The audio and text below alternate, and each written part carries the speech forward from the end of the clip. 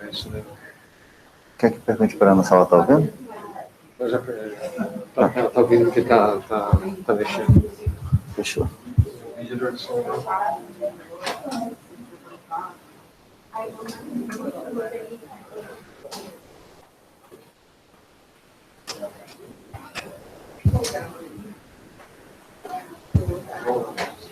Deixa eu só ver uma coisa, pessoal, rapidinho.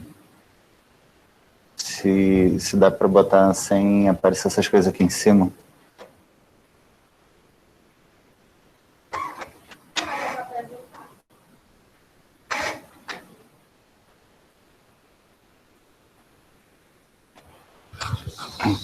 Acho que deu certo, só apertar para a Ana, né?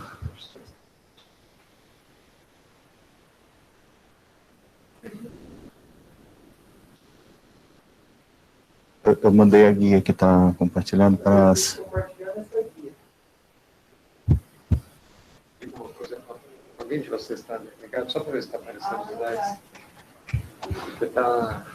Ana, está aparecendo o slide para você? A gente vai conseguir saber. É, só se a gente entrar. Dando mesmo. Ana Ruiva.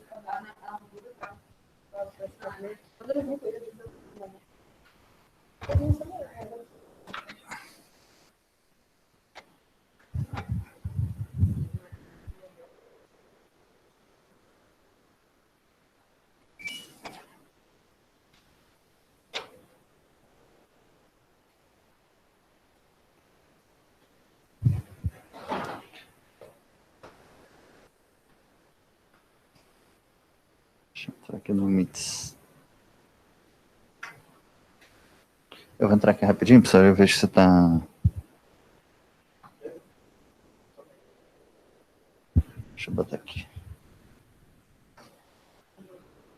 Tá aparecendo? Tá aparecendo? Fechou. Deixa eu ver. Bom, pessoal, hoje a gente vai discutir esse estudo, né, que foi um estudo basicamente fez o que ele diz no título, né? Ele queria ver se o uso de diuréticos conseguia reduzir o balanço hídrico de pacientes em ventilação mecânica. Foi um estudo francês, o único autor desse que eu conheço é aquele Lascarot, acho que é o da hipotermia em AESP, né? Bom, esse não é um assunto novo, não é uma novidade, né? Esse aqui é o FACT, que já tinha feito uma pergunta parecida, né? Se eu conseguia melhorar desfechos de pacientes fazendo uma estratégia de restringir fluidos. Esse Classic que eu comentei na aula de fluidos também foi um outro estudo que também abordou o mesmo tema. Esse estudo aqui do Vansan mais antigo é um assunto que não é novidade, né? Bom, a ideia desse estudo foi o seguinte: ele pegou uma população de pacientes acima de 18 anos que estavam em ventilação mecânica. Esses pacientes em ventilação mecânica, ele excluiu todo mundo que tinha um FI mais alto, então ele incluiu apenas pacientes não tão graves assim, né? Ele pegou paciente com FI de 60 para baixo, com PIP de 10 para baixo. Os pacientes tinham que ter um balanço hídrico positivo, e o que ele usou como surrogate de balanço hídrico positivo foi o aumento de 3% do peso no momento da randomização em relação ao momento da admissão hospitalar. E os pacientes tinham que ter instabilidade hemodinâmica, que foi definido para esse estudo como ausência de droga vasativa por pelo menos 6 horas, ou dobuta de 10 microgramas por minuto para baixo, tá? E quem ele excluiu? Gestantes, pacientes com alergia conhecida, furosemida, paciente com cirrose descompensada, paciente com neurotrauma, seja TRM, seja TCE, e paciente com AVCH, pacientes renais crônicos, estágio 4 e 5, e pacientes com insuficiência cardíaca com fração de ejeção bastante reduzida, de 30 para baixo, ou em edema agudo de pulmão. E também aqueles que já tinham diretivas de não ressuscitação, ou que foram instauradas essas diretivas nas primeiras 24 horas. Bom, então a população do estudo foi pacientes que estavam em ventilação mecânica, mas que não estavam tão ruins assim, pacientes sem droga vasativa, pacientes que não tinham doença renal crônica avançada. A intervenção era fazer para esses pacientes furosemida 1 ou 2 vezes por dia, na dose máxima de 250 miligramas, até o momento da extubação, e depois que os pacientes eram extubados, acabava a intervenção e o resto ficava a critério dos médicos assistentes. Gente, uma coisa que a gente tem que reforçar desse estudo é que o protocolo era bem frouxo, assim, era bem solto. A única coisa que estava escrita era isso. A dosagem era titulada pelo médico atendente com o objetivo de voltar a atingir o peso de referência anterior do paciente. Então, assim, era bem frouxo, mesmo no suplemento ele não dá detalhes de como foi feito esse protocolo, não era nada rígido a forma como foi conduzida a intervenção. Tá? E a furosemida não era administrada se o paciente tivesse ureia acima de 150 ou creatinina acima de 2, ou seja, quase todos os nossos pacientes, pelo menos agora, um clearance abaixo de 30, uso de contraste a menos de 6 horas, ou então alguma complicação associada, alguma complicação possível que a furosemida pudesse piorar ainda mais, como uma hipernatremia, uma hipocalemia, ou paciente que já tinha uma calose metabólica. Todos esses pacientes, a furo não podia ser administrada. Ou seja, o paciente com lesão renal aguda em piora, ou paciente já com alguma complicação da furosemida, não poderiam receber a furosemida. O grupo controle, teoricamente, era proibido de receber furosemida, né, a menos que eles tivessem edema agudo de pulmão ou com uma IC descompensada, lembrando que esses foram critérios de exclusão. Então, se os pacientes desenvolvessem edema agudo de pulmão ou piorassem uma IC, a gente poderia dar furosemida ainda assim. E o desfecho primário era avaliar se eu conseguia separar esses grupos, né, gerar 2 grupos diferentes em relação ao balanço hídrico. Né, se eu conseguia fazer com que o balanço hídrico fosse estatisticamente diferente entre esses 2 grupos. Medindo o balanço hídrico, né, desde o momento da randomização até o dia da extubação. Em relação a desfechos secundários de eficácia, ele avaliou duração de ventilação mecânica, assim como dias livres de ventilação mecânica no D28, falha de extubação, terapia substitutiva renal, dias de internação na UTI e também dias de internação no hospital, mortalidade na UTI e mortalidade em 60 dias. Em relação a desfechos de segurança, ele avaliou disnatremia, seja hiper ou hiponatremia, lesão renal aguda, hipocalemia, arritmias, e foi mais ou menos isso. E foi um estudo na França, né, que incluiu 4 centros, né, 4 UTIs de 3 hospitais, simples cego, os pacientes não sabiam para que grupo estavam alocados, mas os médicos sabiam. Bom, é um estudo que já tem algumas coisas para dar problema, desde o desenho. Em relação ao cálculo amostral, ele usou o estudo 6S, que foi aquele estudo que comparou amido versus Ginger lactato na sepse, né? Foi aquele estudo que mostrou que não tinha diferença de mortalidade, mas tinha mais lesão renal aguda com os amidos.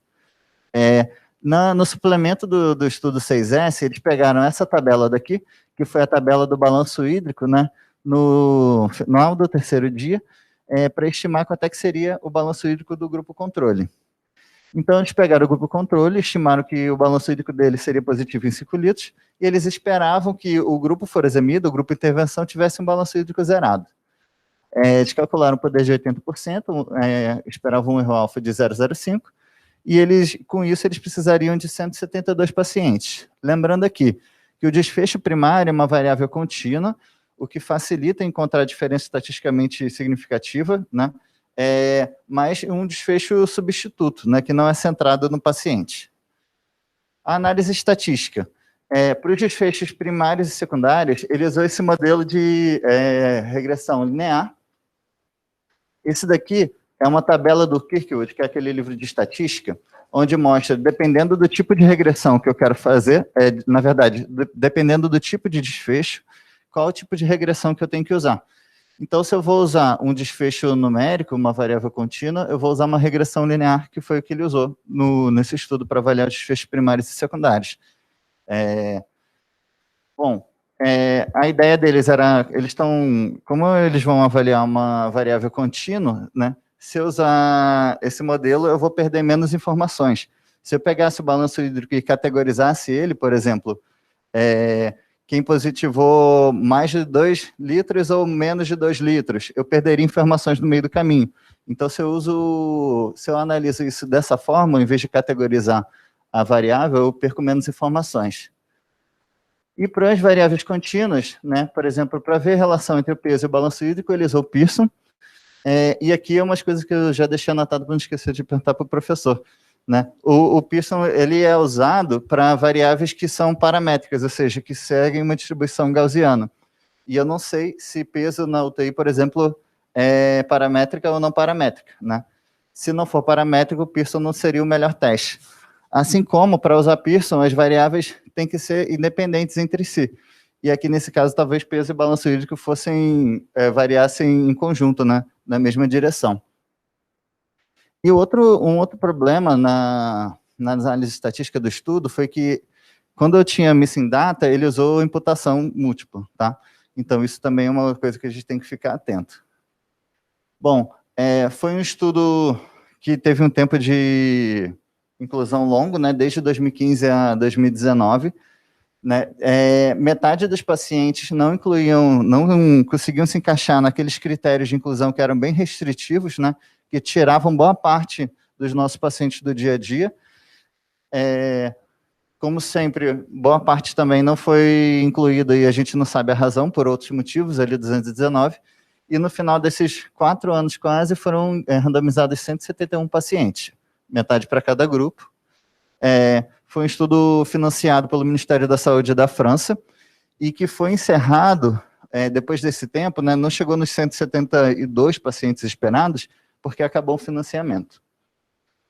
Bom, ainda assim, do grupo intervenção foram excluídos mais 5 pacientes, né, mas por terem sido incluídos de forma errada, né, que na verdade não preenchiam aqueles critérios de inclusão. Então, quem tinha FI alta, quem não tinha um balanço hídrico positivo acima de 3% do peso, pacientes que tinham doença renal crônica ou quem ainda estava em uso de droga vasativa. Então, sobrou só 77 pacientes no grupo intervenção, e eles fizeram a análise do desfecho primário por intenção de tratar modificada. Quando você pega alguns pacientes que foram incluídos de forma errada e você tira, tá? É um pouco diferente do por protocolo, porque ainda assim você inclui mesmo os pacientes que tiveram violação do protocolo na análise final, tá? Bom, aqui em relação à tabela 1 do estudo, né, que comparou as características dos pacientes do grupo controle e diurético. Aqui, para começar, no grupo, apesar de ter sido feita uma randomização, não ficou tão balanceado assim algumas características entre os grupos. Eu tinha um percentual maior de homens no grupo diuréticos. Esses pacientes tinham um sulfa de base um pouquinho mais alto, que na randomização já ficava meio equilibrado nas primeiras horas até eles serem randomizados. E os pacientes do grupo diuréticos também tinham um peso mais elevado no momento da randomização e também na admissão, tá? Mas, a princípio, isso não era por acúmulo de balanço hídrico, talvez fosse só em função do MC mais alto, como a gente vê ali embaixo. Eles também apresentavam diferenças em relação à quantidade de pacientes com doença respiratória crônica e doença renal crônica, tá? O grupo controle tinha 2 vezes mais doença respiratória crônica e 3 vezes mais quase doença renal crônica em relação ao grupo diuréticos. Assim como na admissão, eu tinha um pouquinho mais de sepsis, choque séptico no grupo controle e um pouquinho mais de cirurgias eletivas no grupo diurético. Sempre que eu tenho cirurgia eletiva, é um paciente que tem um prognóstico melhor, né? Você já pontua menos no SAPS. Independente de ter essa diferença entre os dois, não teve nenhuma análise estatística para comparar se essa diferença era estatisticamente significativa, porque a gente não faz isso de praxe. Já que eu já fiz randomização, eu assumo que está balanceado, que não tem diferença estatística entre os grupos, nas características de base. E 1/3 do pessoal tinha lesão renal aguda ou já estava em diálise desde antes da randomização. E aqui, atente, ele botou junto terapia substitutiva renal e lesão renal aguda, que são coisas totalmente diferentes, né? Então, isso é uma outra característica do estudo. Ele deixou de dar algumas informações para a gente que ajudariam a gente a interpretar ele. Por exemplo, ele não deu dose de droga vasativa de base, mas tudo bem, esses pacientes foram excluídos, né? Ele não deu o parâmetro de ventilação mecânica. Por exemplo, quanto é que era mais ou menos a média do platô ou do PIP desses pacientes que estavam em ventilação mecânica? Eu não sei. Quanto é que era a relação PF? Eu assumo que talvez fosse boa, porque todo mundo tinha FI abaixo de 60%, mas eu não sei como é que era a PF desses pacientes. Ia ser interessante também se ele mostrasse para a gente terapia substitutiva renal, lesão renal aguda e creatinina de forma separada, porque botar isso no mesmo bolo ali embaixo perde bastante informação para a gente interpretar as características de base dos pacientes. Em relação aos resultados, o desfecho primário, como eu falei, era o peso, assumindo que o peso era um surrogate para balanço hídrico positivo, né? E realmente teve uma boa separação entre os grupos. No final das contas, eles tiveram um peso diferente, né, no momento da extubação. Só que aqui eu queria mostrar um detalhe.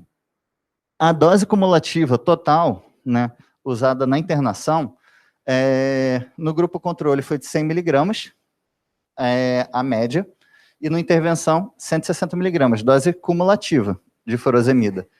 Ele coloca que essa dose variou entre 40 e 160 no grupo controle e entre 80 e 285 no grupo intervenção. Mas ele não fala se isso foi o range total ou se foi o range intercoativo, né? Até nesses detalhes, o estudo não foi tão caprichoso na hora de escrever, para falar para a gente o que ele queria dizer com esses valores, né? Que faz total diferença também. Só para comparar as doses usadas de furosemida nesse estudo e nas usadas no FACT, né? Eu trouxe aqui a tabela 2, que foi mostrando assim, por dia, quantos miligramas de furo os pacientes do FACT usaram, né?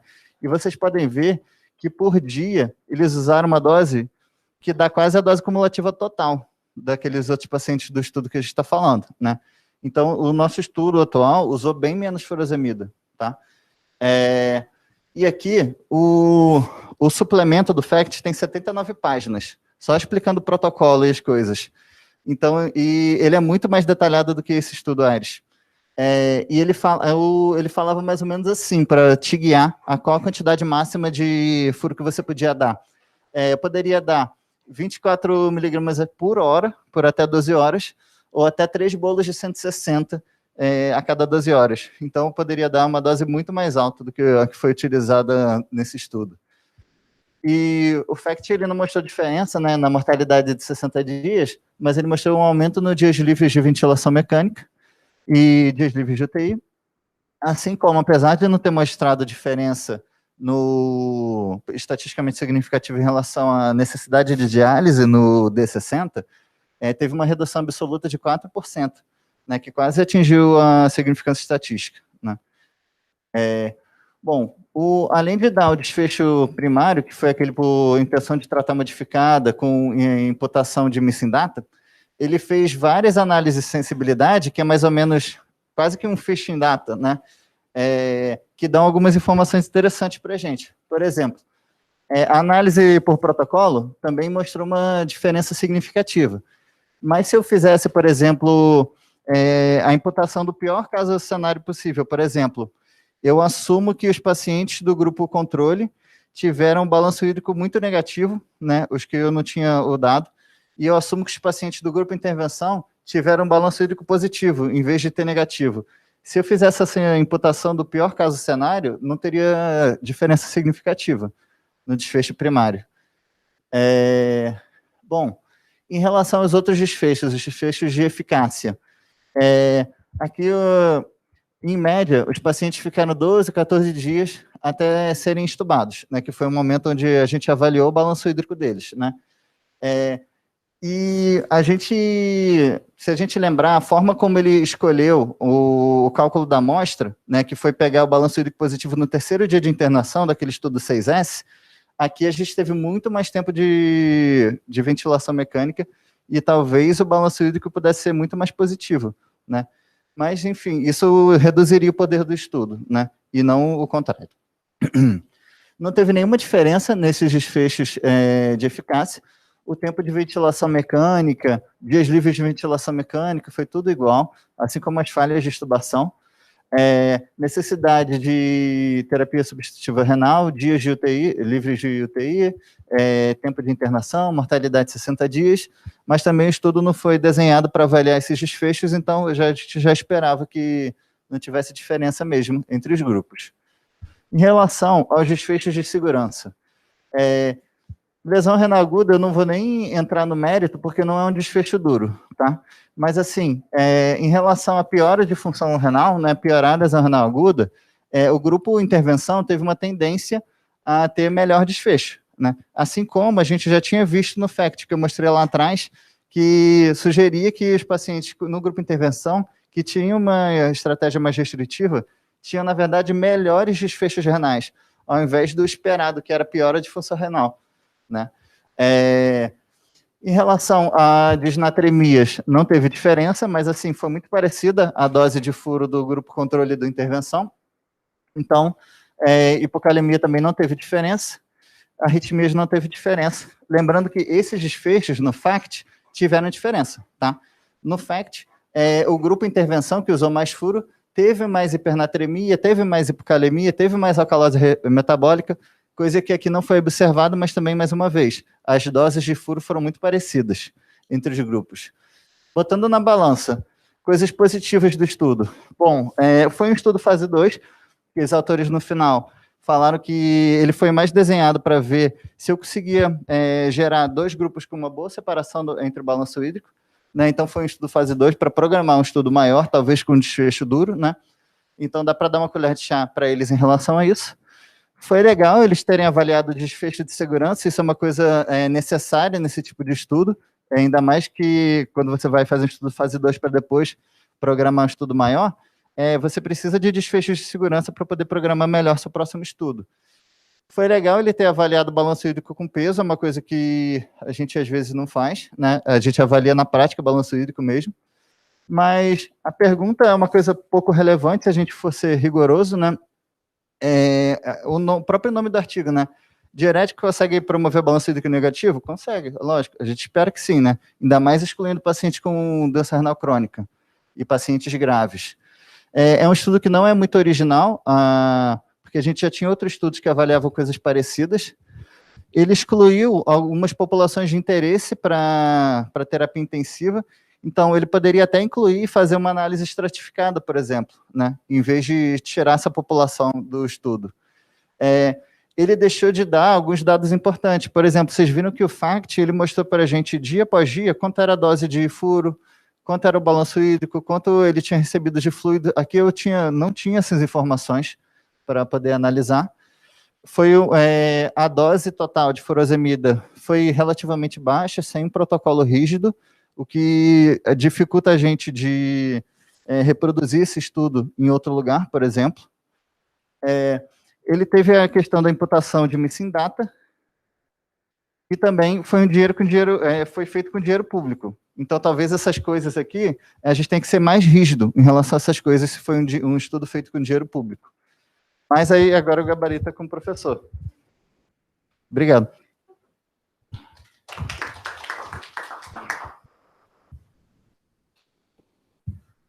Quem quer comentar aí sobre a pergunta? O Vinícius já falou bastante, mas quem de vocês quer falar alguma coisa a mais? A impressão que eu tive lendo... Olá, boa tarde. A impressão que eu tive lendo o trabalho é que... Bom, professor, me corrija se eu estiver errado, né? Que é bem provável, mas assim, que foi um trabalho para testar uma hipótese, né, de que esse perfil de paciente, que é um perfil que a gente não costuma trabalhar tanto, seria talvez o perfil de um paciente que a gente está tentando fazer um desmame de ventilação, que foi o perfil que os outros estudos não avaliaram, né? O FACT eram pacientes que estavam em SARA, enfim. Em relação à pergunta, o que eu consigo entender desse trabalho é que a estratégia de fazer diurético terapia intermitente conseguiu levar ao balanço negativo. Ponto. Acho que isso como desfecho é meio estranho, né? E eles também não compararam com outra estratégia de diurético terapia, né? Sei lá, em bomba, ou, enfim, não sei, eu interpretei um pouco dessa maneira. Sim, senhor. Eu acho que o Pouso fez a gente mesmo nesse sentido, a gente é novo, né? Isso, sim. Mesmo nesse sentido, sim. Mas assim... Fala um pouco mais sobre o Não, eu não tem muito tempo que eu li o 12, mas é basicamente comparar uma estratégia de furosemida em bomba com intermitente também. Eu não lembro de todos os desfechos, mas acho que não tinha diferença, né? Só lembrar que era doença do ICC. ICC que precisava de internação. Doença com insuficiência cardíaca precisava de internação. Uma randomização fatorial, né? Diurético venoso contínuo, 2 vezes e meia a necessidade de 2 vezes e meia que o Dante usava em casa versus a dose que ele usava em casa. Daí um era bomba. Ou bomba ou 2 vezes por dia. Ah, o bomba. Desculpa, não completei a fala. Eu foram duas randomizações. Que eu consigo, não em relação aos outros trabalhos, mas que eu consigo absorver tudo isso, que para eles funcionou fazer intermitente. Mas como desfecho primário, eu não entendi muito bem por quê. Eu não tinha pensado nisso, que talvez fosse uma população mais de realmente indígena, não tinha pensado nisso. Bom, alguém quer falar alguma coisa mais sobre... Na verdade, eu também fiquei com a mesma dúvida, assim, a gente não entendi muito bem a pergunta do desfecho primário. É tipo assim, vou fazer um estudo para ver se noradrenalina sobe pressão. Então, eu achei bem redundante, assim. Então, o resultado, assim, alguém ficou surpreso que, tipo assim, nossa, o grupo intervenção realmente teve um peso menor. Acho que não é nenhuma surpresa. O que eu achei mais interessante, talvez tenha sido o desfecho de segurança, que até foi o que eu pensei, estudo de fase 2, porque o desfecho primário, para mim, não mostrou muita coisa. Mas achei bem interessante que o grupo da furosemida teve menos injúria renal aguda. Isso foi um negócio que chamou atenção, né? Acho que foi disparado que chamou mais atenção, porque isso não era algo esperado, pelo menos para mim. Hipocalemia, eu acho que o grupo que tomou furosemida teve mais hipocalemia, não teve significância estatística, mas, assim... E que também não acho que é nada imprevisível, né? Acho que já era algo completamente previsível. Mas acho que foi o desfecho de segurança foi o que eu achei mais interessante nesse estudo, do que o desfecho primário em si.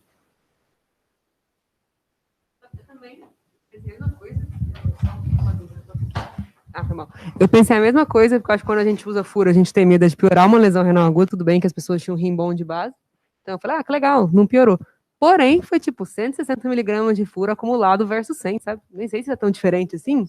Eu fiquei o versus 100 incomoda muito. Então nem sei por que deu tanta diferença de peso pensando assim, porque foi 60 miligramas de furo, sei lá. Tudo bem, na média. Uma vez. Então eu fiquei com essa dúvida. Mesmo a segurança, se não é quase a mesma coisa. Sabe qual era a creatina desses pacientes, às vezes para um paciente que tem, eu também pensei isso, mas às vezes para um paciente que tem função renal normal, às vezes uma dose muito baixa de furosemida já pode levar a fazer balanços bem negativos. Foi o que eu pensei para terem usado essa dose média, né? Por isso que eu sinto falta de fornecer esses dados de base do paciente, né? Por exemplo, creatina média. Eu tenho uma dúvida, vou explicar no seguinte certinho. Que eles paravam de dar furosemida se o paciente fizesse injúria renal que você julgasse que fosse pela furosemida, é isso? Não, eu dava um exemplo. A creatina acima de 2. Aí suspendia. Como parece que foi um protocolo bem frouxo, assim, não era muito amarrado as coisas, mas era esse o ponto. Eu até busquei no suplemento ver se explicava melhor, mas o suplemento não fala quase nada, cara. Só fala, da um pouco mais de desfechos de segurança de forma individual, assim, mas também sem análise estatística a mais, sem nada.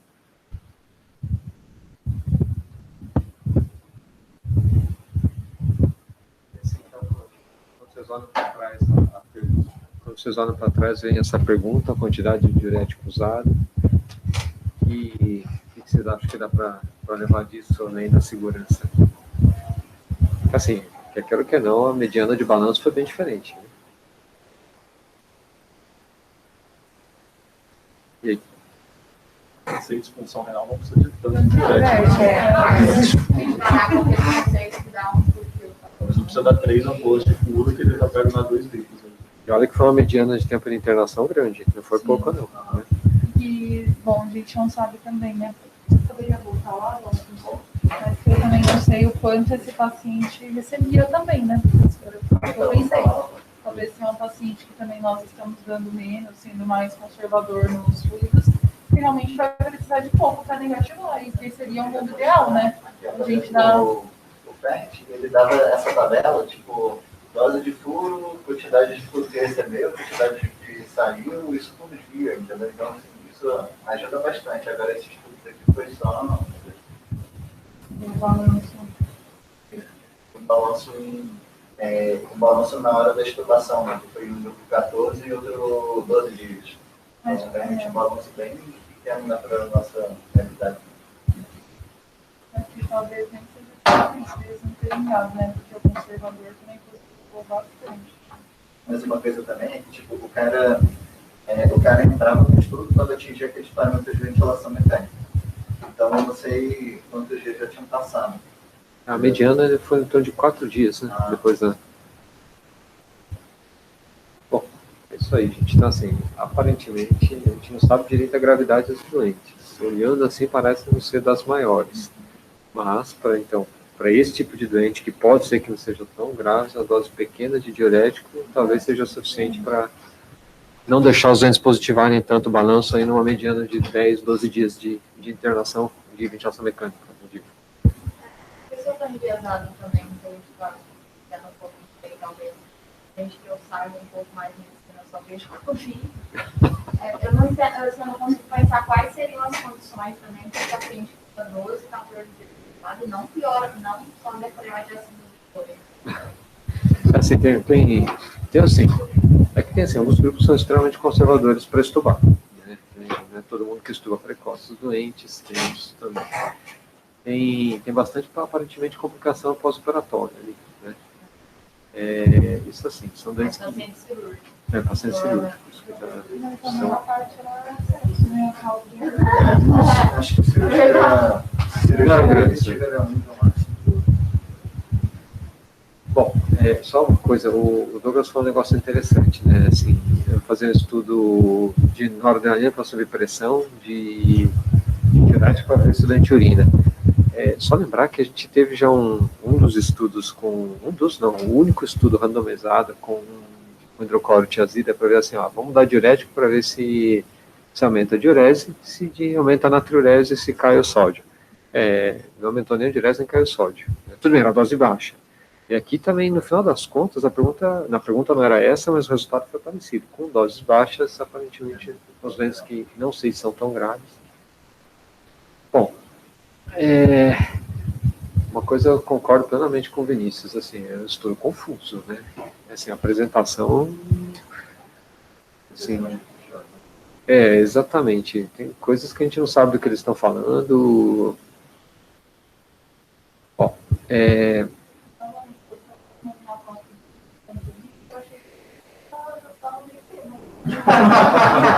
Depois eu vou de que era isso mesmo.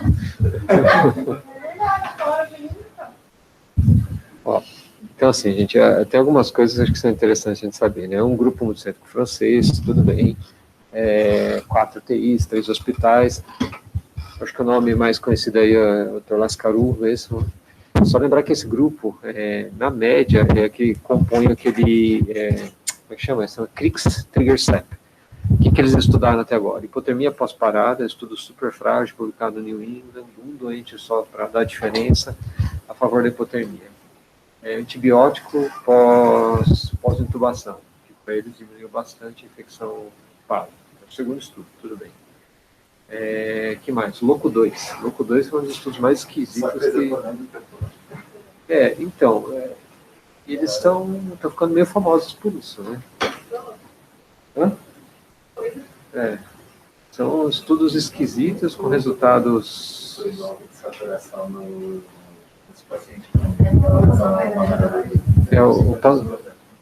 O pós-parada foi a Hyperion, né, o nome dele, se eu não me engano. Se eu não me engano. Mas eles mesmos na conclusão falavam, né, que o índice de fragilidade era de 1, então... E nem ainda aceitou, né? Isso que é esquisito. Isso tudo bem. Enfim. E não são só esses, né? Assim, entre os europeus, isso não é fofoca, mas o Otávio comenta isso, que não é um grupo muito bem visto, não. Por causa justamente dessas coisas esquisitas. Aí tem que sempre ter um estudo atrás para vir testar o que eles testaram. Primeira coisa. Bom, tá bom. Na apresentação, gente, eles usaram um modelo misto. Tá, perfeito. O que o modelo misto traz de vantagens para a gente? Hoje, quase tudo que vocês forem ler, as regressões vão vir como modelo misto, principalmente que envolve dados quantitativos. Mas quais são as grandes vantagens? Isso quem vai discutir com vocês é o seu Taniguchi. Vou só lembrar. Assim, para a gente fazer uma análise multilinear, para corrigir o que vocês quiserem corrigir, se vocês forem usar um modelo linear simples, tem algumas prerrogativas que são obrigatórias a gente ter. Primeiro, a distribuição tem que ser normal.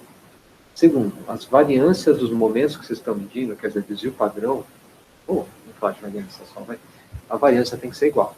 Não pode ter variação de variância. É esquisito falar isso, não pode ter grandes variações de variância. E isso é a prerrogativa dos testes, e qualquer teste que envolva a normalidade. Teste T, assim, a nova é assim, e assim por diante. Que a nova e as regressões lineares se confundem no conceito também. Tá bom. Tinha mais uma coisa. E você tem que ter o mesmo número em cada vez que você vai medir. Aqui eles não fizeram medidas repetitivas, primeira coisa. Eles fizeram a mesma análise para todos os dados, com ou sem distribuição normal, que ele não diz como eles testaram. Eles só apresentaram ali alguns como normal, outros como não normal. Mas deve ter testado para fazer isso. Né? E, assim, o modelo misto, ele passa por cima disso, então tudo bem. A análise propriamente dita não está errado fazer do jeito que eles fizeram. Mas o modelo misto ele tem uma grande vantagem, que não foi para isso que eles usaram. Quando você está analisando o indivíduo com ele mesmo. Então, vocês têm, por exemplo, eu quero analisar o balanço dia a dia de quem usa diurético, o decaimento do balanço. Aí você vai analisar num grupo e no outro grupo, para isso o modelo misto é perfeito. Ele valoriza muito se o mesmo indivíduo ele foi avaliado nos N momentos que você está medindo. Tá bom? Isso antigamente, para corrigir isso, nas análises de variância, fazia um negócio que chama análise de covariância.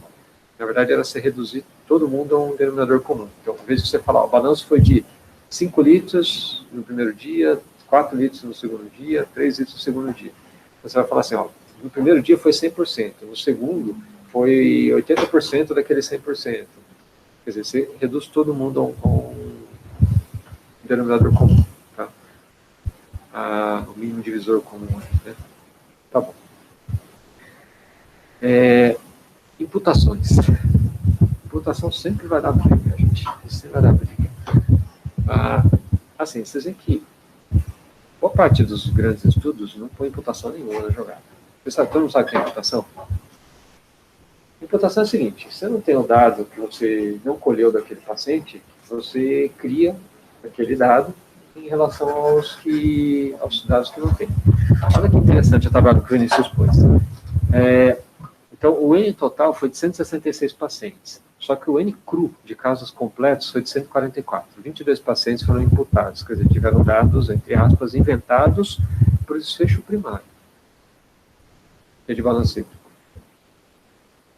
Isso é bastante, isso é muito. Né? É claro que, assim, se todo mundo seguir um padrão, a imputação múltipla do jeito que foi feito foi com encadeamento. Eles usaram R, né, para fazer tudo isso. Acho que todo mundo percebeu ali que está no rodapé, mas usaram R. O R tem alguns pacotes de imputação múltipla. O mais famoso, ele chama Amélia. Todo mundo conhece a história da Amélia Earhart. Né? Foi a aviadora norte-americana que foi atravessar o Atlântico e sumiu, né? Então, assim, como é de missing data, assim, ela ser perdida, chamaram de Amélia. Assim, é engraçado, mas foi trágico. Né? Se vocês tiverem curiosidade, entra lá, põe R Statistics e Amélia. A página inicial da Amélia é a foto da Amélia com o avião dela, né, quando ela foi levantar o voo. Mas, enfim, O que o Amélia faz assim, tem vários jeitos de se imputar dados, né? Ele pega várias características, regride tudo isso, cria uma equação de forma que assim, ó, de acordo com a idade, SAP, sexo, categoria de diagnóstico inicial, se estava ventilando ou não, e estavam todos ventilando. Enfim, eu estou inventando dados aqui. De acordo com isso, ele cria um balanço que você pode... Estudante não tem balanço, só que os outros têm, ele fala, ó, esse aqui parece com esse dos outros do banco de dados, fala, então na média ficou isso aqui. Mas basicamente é isso que ele faz. Só que isso foram dados inventados, gente. Então, 22 pacientes tiveram dados inventados, entre aspas, inventado baseado em alguma coisa. Tem uma vantagem da imputação, pelo menos no Amélia, que você não sabe o que está acontecendo. Você fala assim, ó, OR, faz isso. Ele fala, ó, tá feito. Você pega aquilo e analisa depois. Então, não tem como você viajar na maionese lá e criar coisa. Tá? Assim, mas é muita gente. 22 pacientes, gente. Se a gente inventar mais para um lado, inventar mais para o outro, tanto que você pega a imputação com o pior caso. Então, você pega o maior balanço possível. Ele perde a significância. Olha lá no cantinho. 22 pacientes é suficiente para perder a significância. Então, gente, isso tira muito o significado do estudo. Também com a imputação, né? Ele seria o pior contando a imputação, né? Que seria o N total, né? Assim, você pega o pior cenário. Então, você pega... cenário mesmo dentro da imputação. Isso. O que você faz aí? Você pega quem fez o balanço mais positivo, imputa aquele valor de balanço mais positivo para todo mundo que está faltando dado. Ah, entendi. Tá? Aí perde a significância. Isso é análise de sensibilidade. Você pode fazer isso para qualquer tipo? Olha, a priori sim, mas assim, você para pensar, quando você vai imputar a sua variável de desfecho primária, putz, Já perdeu tudo, totalmente né? a elegância do seu estudo. Assim, é um estudo que fica um pouco difícil interpretar, né, dessa forma. Tem mais coisa. Só desculpa, gente. Tem umas... da aula de apresentação de dados, da discussão de apresentação de dados, tem uma tabela aqui que eu achei fantástica. Fantástica porque você se perde nela. É simples, mas você se perde nela.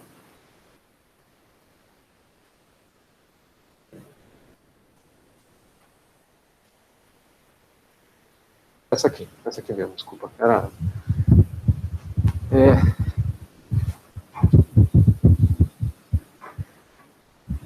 Olha só, uma coisa, variação de peso no UTI não necessariamente ela é bem correlata com a variação do balanço hídrico, tá? A associação correlação não é tão alta assim, não. Dá uma olhada disso aqui, ó. Isso aqui é massa, 4,5 quilos, 1,5 quilos. O que é isso aqui? O que é isso aqui? O que é isso aqui? Hã?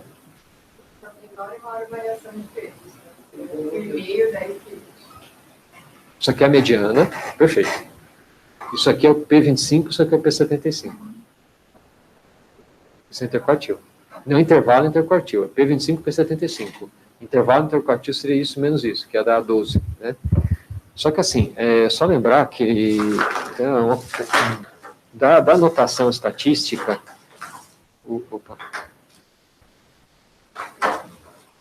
tá quase certo o que eles fizeram, mas quase sempre vocês vão ver um negócio tipo assim, você vai ter sempre a mediana, né?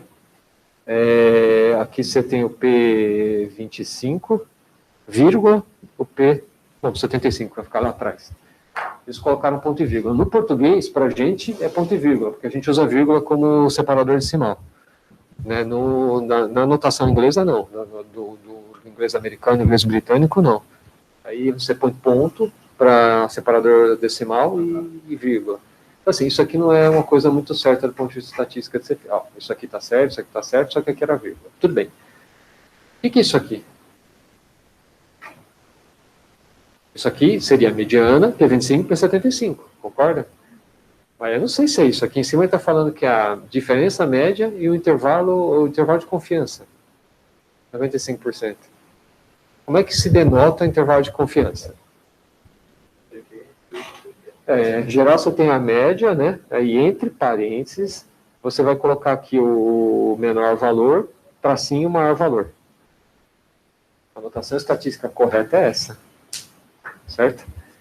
Então o que a gente se perde, a gente não sabe nem do que ele está falando. Né? No meio do texto, às vezes você estava escrito, não falava se era OKR, se era outra coisa. Bom, que mais? Bom, enfim, isso é legal. Quando você quer falar mal do balanço hídrico, você tem que citar. Não, gente, isso aqui, tudo bem, é bastante diferente, mas como o N é relativamente pequeno, depois a gente pode até fazer uma brincadeira de montar um Q quadrado, né? Colocar isso aqui. Cara, só curiosidade. 2020.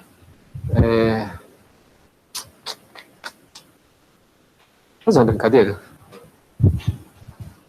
Deixa eu só tirar isso aqui daqui. Tem alguém lá do outro lado?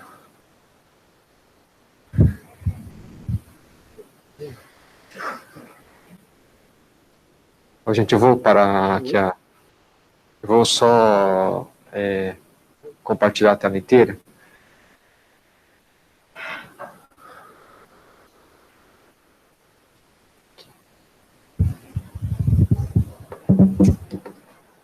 Peraí. Caramba. Alguém tem algum lugar para anotar fácil aí? Só pedir um favor.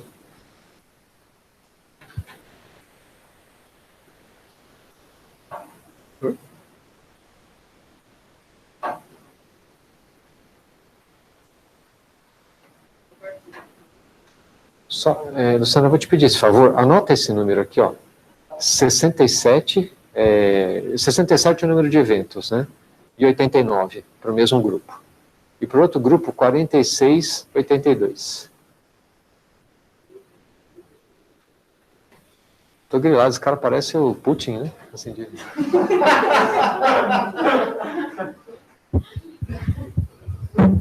Bom.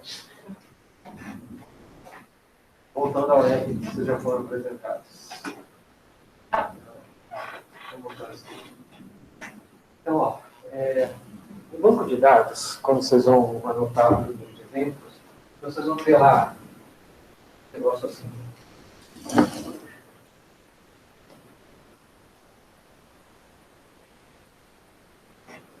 Então, sei lá, você vai lá no seu... Vamos supor que você está preenchendo Excel. Né? Ou vocês exportaram o seu webcam no Excel. Então, vamos lá. Você tem um negócio assim. Aqui está o paciente 1, aqui está o paciente 2 e assim por diante. Aqui tem... O grupo que ele pertence, esse é o grupo 1.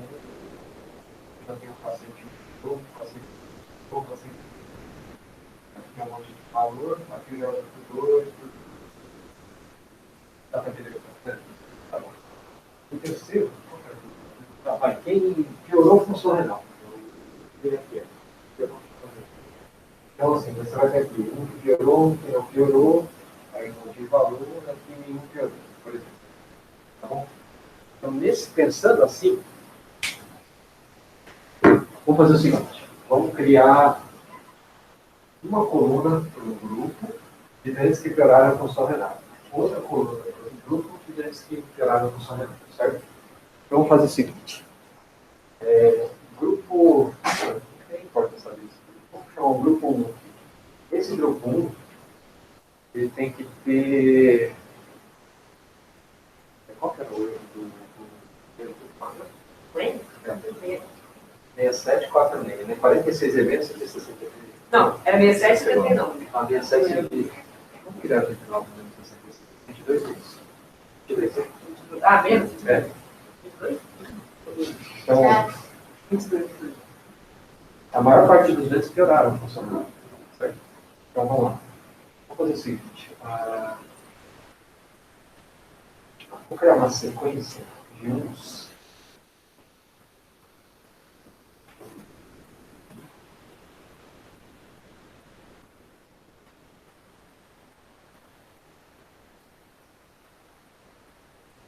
Não pioraram, na sequência de 0 primeiro, 0,0, 22 vezes. Esse é o certo.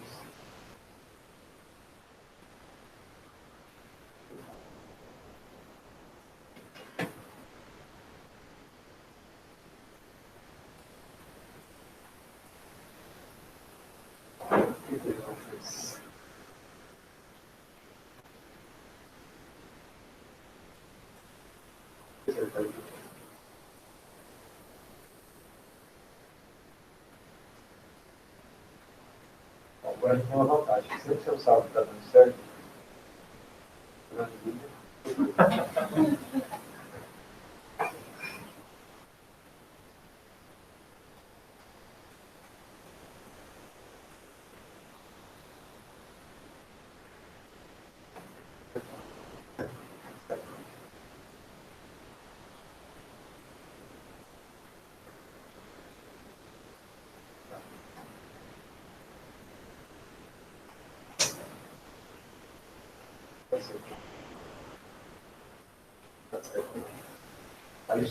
então, eu criei uma sequência de 22 números, tá bom? Só que eu tenho que chamar de zero, que era que tem que não piorou a função renal.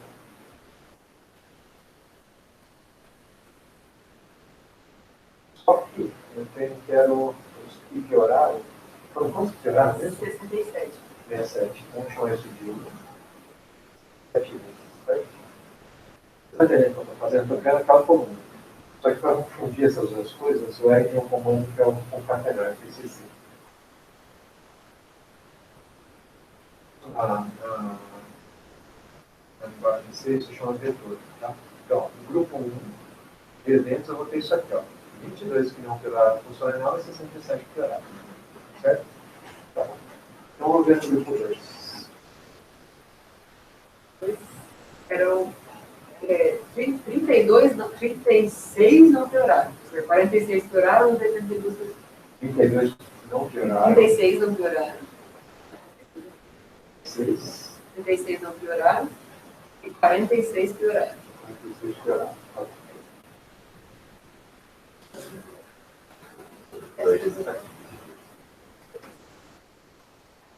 Então, como é que é esse grupo 2?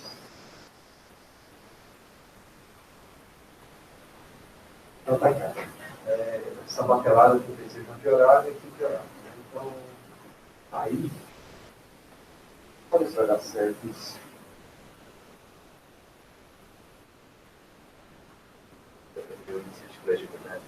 É só para tirar aqui quadrado. Acho que não vai dar certo desse jeito. Não vou fazer.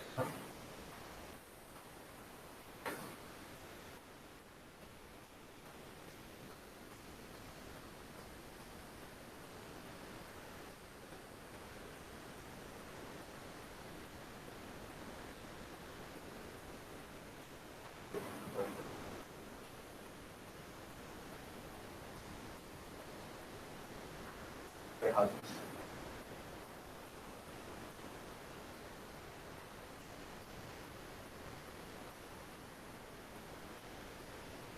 Tá, vou fazer que nem tá, né? É uma coluna só com todo mundo, tá bom? Só que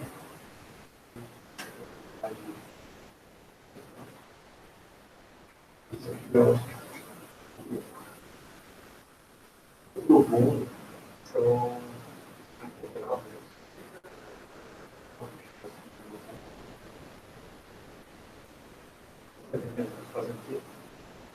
eu estava criando uma coluna falando, esse aqui é o grupo 1 que teve esse número de eventos. Aí embaixo disso, grupo 2 com tanto de eventos. Certo?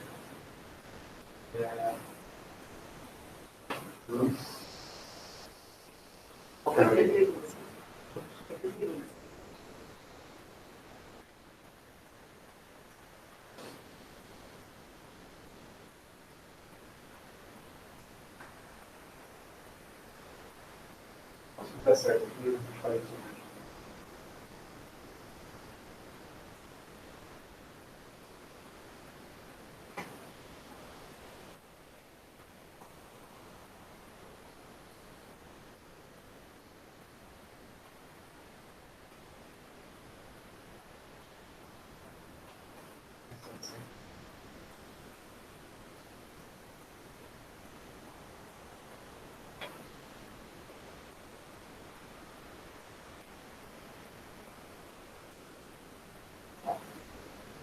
Então, tem um grupo computador, exatamente o número de eventos e o objetivo de fazer aqui quadrado disso aqui. Onde é isso?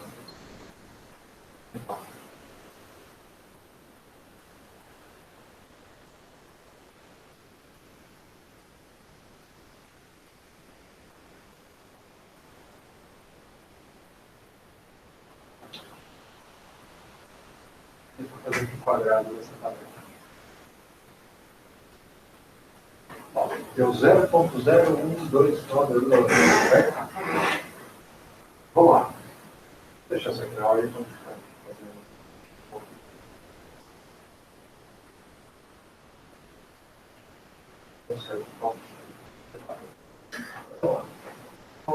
que grupo que vocês querem mudar aí? Vamos mudar o doente de posição.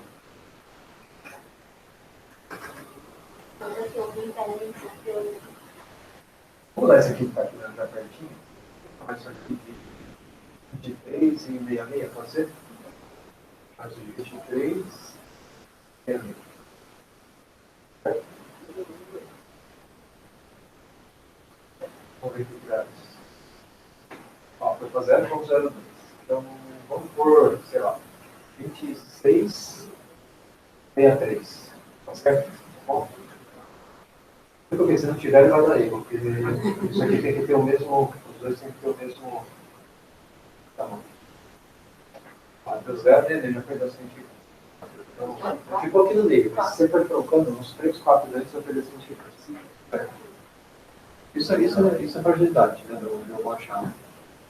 Você tem aí 10 doentes, 20 doentes, isso é fragilidade. Pode ser de 20, 50. Tá? Olha só, essa brincadeira de. Considerando que 4 doentes já mudaram e 22 você não sabe o que aconteceu com eles, né? Põe os 22 aí. Foi 22, né? Os 22 é o original. É o original. É o original. Então, para 23 não deu. 24. 24. Agora eu perdi. Isso é meio assim, ó.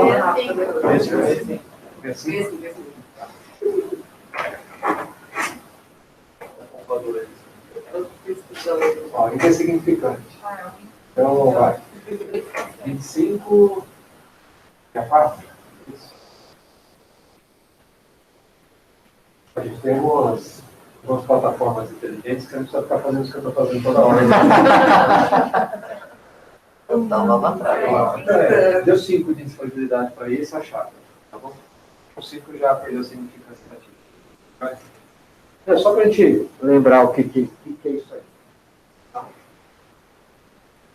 Bom, alguém tem mais algum comentário aí? Né?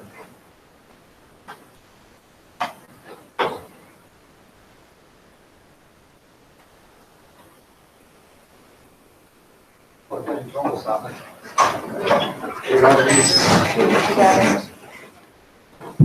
Alguém não comeu? Eu só saio com a Pode ser igual. tirar as coisas.